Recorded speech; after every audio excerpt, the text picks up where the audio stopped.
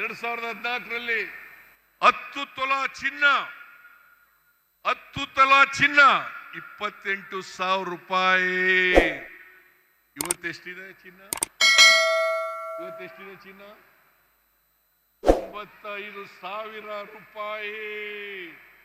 ಬೆಳ್ಳಿ 43, 1 ಕೆಜಿ ಬೆಳ್ಳಿಗೆ 43,000 ರೂಪಾಯಿ ಇತ್ತು. ಇವತ್ತು 94,000 ರೂಪಾಯಿ. ನರೇಂದ್ರ ಮೋದಿಜಿ ಗ್ಯಾಸ್ ಬೆಲೆ 2014ರಲ್ಲಿ 414 ರೂಪಾಯಿ. 414 ರೂಪಾಯಿ. ಇವತ್ತು 879 ರೂಪಾಯಿ.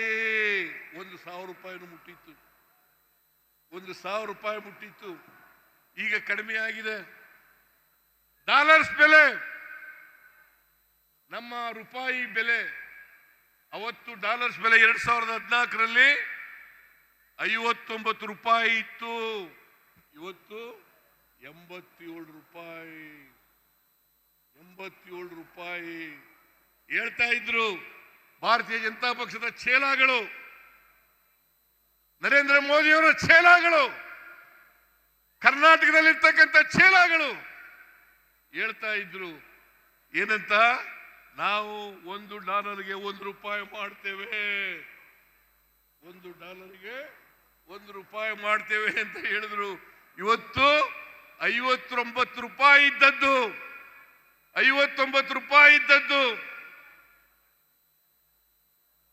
87 ರೂಪಾಯಿ ಇದೆ.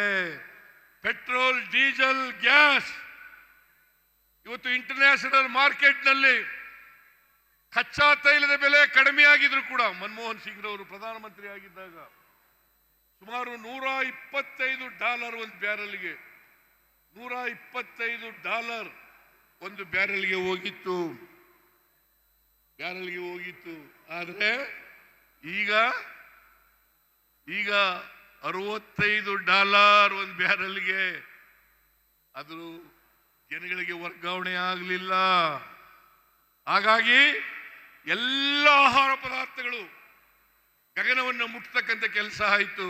ಇಲ್ಲಿ ಬಿಜೆಪಿಯವರು ತಮಟೆ ಹೊಡಿತಾ ಇದ್ದಾರೆ. ಏನಂತ? ಜನಾಕ್ರೋಶ ಬೆಲೆ ಏರಿಕೆ ವಿರುದ್ಧ. ಇವತ್ತು ಕೂಡ ಪ್ರಜಾವಾಣಿ ಪತ್ರಿಕೆಯಲ್ಲಿದೆ. ನಾವು ಬೆಲೆ ಏರಿಸಿದ್ದೀವಿ ಅಂತೇಳಿ. ನಾವು ಹಾಲಿನ ಬೆಲೆ 5 ರೂಪಾಯಿ ಹೆಚ್ಚು ಮಾಡಿದ್ರು ನಿಜ, ಆದರೆ ಸರ್ಕಾರಕ್ಕೆ ಬಂದಿಲ್ಲ. ಅದು ನೇರವಾಗಿ ರೈತರಿಗೆ ವರ್ಗಾವಣೆ ಮಾಡತಕ್ಕಂಥ ತೀರ್ಮಾನವನ್ನು ಮಾಡಿದ್ದೇವೆ. ಡೀಸೆಲ್ ಬೆಲೆ 2 ರೂಪಾಯಿ ಹೆಚ್ಚಿರೋದು ನಿಜ, ಆದರೆ ಪಕ್ಕದ ರಾಜ್ಯಗಳಿಗಿಂತ ಕಡಿಮೆ ಇದೆ. ಆದ್ರಿಂದ ಜನಾಕ್ರೋಶ ಕಾರ್ಯಕ್ರಮ ಅದು ಒಂದು ಸುಳ್ಳು ಕಾರ್ಯಕ್ರಮ. ಜನಾಕ್ರೋಶ ಎಲ್ಲೂ ಕೂಡ ಇಲ್ಲ. ಅದಕ್ಕೆ ಇವತ್ತು ಇಷ್ಟೊಂದು ದೊಡ್ಡ ಪ್ರಮಾಣದಲ್ಲಿ 2 ವರ್ಷದ ನಮ್ಮ ಅಧಿಕಾರದಲ್ಲಿದ್ದಂಥ 2 ವರ್ಷದ ಅವಧಿಯನ್ನ ವಿಜೃಂಭಣೆಯಿಂದ ಆಚರಣೆ ಮಾಡತಕ್ಕಂಥ ಕೆಲಸವನ್ನು ಮಾಡಿದ್ದೇವೆ. ಇವತ್ತು ಕೃಷ್ಣ ಬೈರೇಗೌಡರು 1,12,00,000 ಅಲ್ಲ,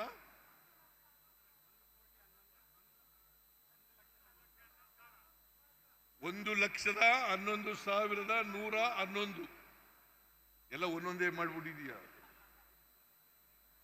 1,11,111 ಹಕ್ಕುಪತ್ರಗಳನ್ನು ವಿತರಣೆ ಮಾಡಿದ್ದೇವೆ. ಇದನ್ನ 2015-16ರಲ್ಲಿ ನಾನು ಒಂದು ಸಮಿತಿಯನ್ನ ಮಾಡಿದ್ದೆ. ಆ ಸಮಿತಿ ವರದಿ ಕೊಟ್ಟ ಮೇಲೆ ಕಾಗೋಡು ತಿಮ್ಮಪ್ಪನವರು ರೆವಿನ್ಯೂ ಮಂತ್ರಿ ಆಗಿದ್ರು. ಅವ್ರಿಗೆ ಹೇಳಿದೆ, ನಾವು ಹೇಗೆ ದೇವರಾಜ ಅರಸನವರು ಉಳುವವನೇ ಭೂಮಿ ಒಡೆಯ ಅಂತ ಮಾಡಿದ್ದಾನೆ, ಅದೇ ರೀತಿಯಲ್ಲಿ ವಾಸಿಸುವವನೇ ಮನೆ ಒಡೆಯ ಅಂತೇಳಿ ಮಾಡಬೇಕು ಅಂತೇಳಿ ತೀರ್ಮಾನ ಮಾಡಿ ಅವತ್ತು ಕಂದಾಯ ಇಲಾಖೆಗೆ ನಾವು ರೆವಿನ್ಯೂ ಆಕ್ಟ್ಗೆ ತಿದ್ದುಪಡಿಯನ್ನು ತಕ್ಕಬರ್ತಕ್ಕಂಥ ಕೆಲಸವನ್ನು ಮಾಡೋದು.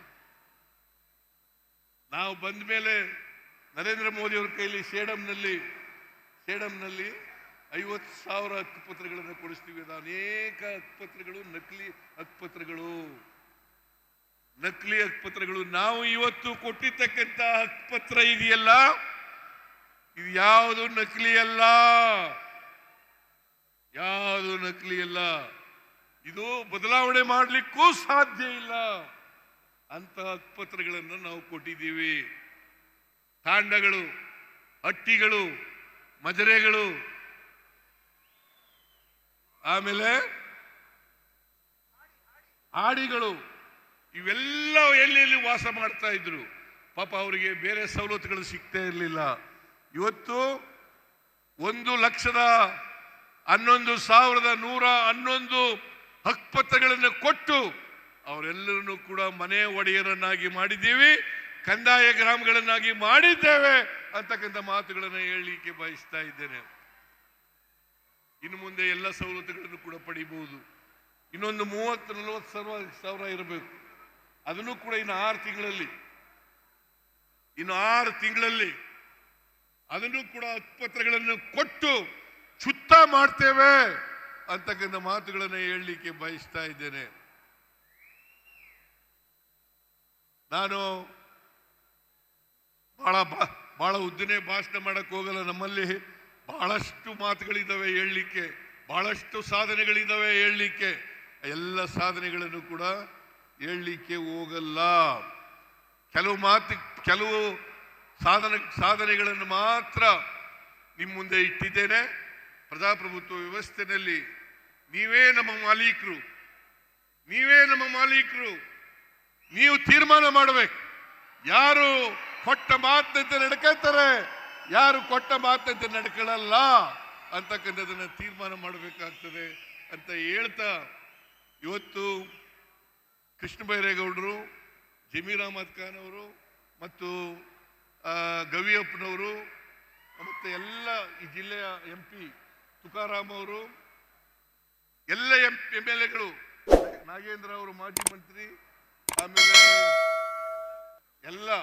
ಎಲ್ಲ ರಾಜ್ಯದ ಎಲ್ಲ MLAಗಳು ಕೂಡ ಈ ಕಾರ್ಯಕ್ರಮ ಯಶಸ್ವಿ ಆಗಲಿಕ್ಕೆ ಶ್ರಮಿಸಿದ್ದಾರೆ. ಅವರೆಲ್ಲರಿಗೂ ಕೂಡ ಧನ್ಯವಾದಗಳನ್ನು ಹೇಳಿ, ನಿಮಗೆಲ್ಲ ಧನ್ಯವಾದಗಳನ್ನು ಹೇಳಿ ನನ್ನ ಮಾತುಗಳನ್ನು ಮುಗಿಸ್ತೇನೆ. ಲೇಟೆಸ್ಟ್ ಹಾಗೂ ಇಂಟ್ರೆಸ್ಟಿಂಗ್ ಸುದ್ದಿಗಳಿಗಾಗಿ ಬಾಸ್ ಟಿವಿ ಕನ್ನಡ ಚಾನೆಲ್ನ ಸಬ್ಸ್ಕ್ರೈಬ್ ಮಾಡಿ. ಹಾಗೆಯೇ ಬೆಲ್ ಐಕಾನ್ ಪ್ರೆಸ್ ಮಾಡಿ. ಇದರ ಜೊತೆಗೆ ಫೇಸ್ಬುಕ್, ಇನ್ಸ್ಟಾಗ್ರಾಮ್, ಎಕ್ಸ್ನಲ್ಲೂ ಮಿಸ್ ಮಾಡದೆ ಫಾಲೋ ಮಾಡಿ.